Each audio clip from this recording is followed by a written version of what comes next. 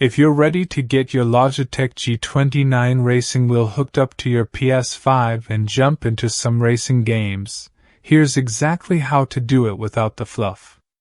First, make sure you've got everything: the G29 steering wheel, pedals, power adapter, USB cable, and of course your PlayStation 5. Once you've got it all laid out, start by mounting the wheel to your desk or racing stand. Use the clamps underneath. Just twist them tight to lock it in place. If the desk's too thick, you can remove the plastic extenders from the clamps to get a better fit. Next, grab the pedal unit and plug its cable into the matching port on the underside of the steering wheel.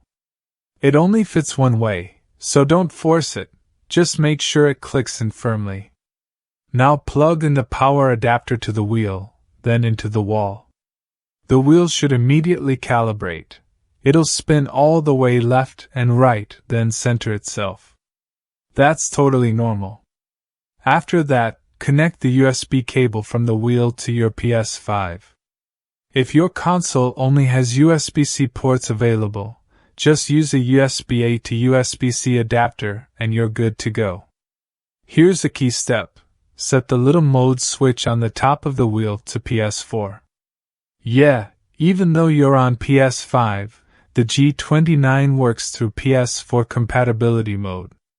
Once it's plugged in and powered, press the PlayStation button on the wheel. That tells the console to recognize it as a controller. After that, the wheel should be fully functional in your racing games.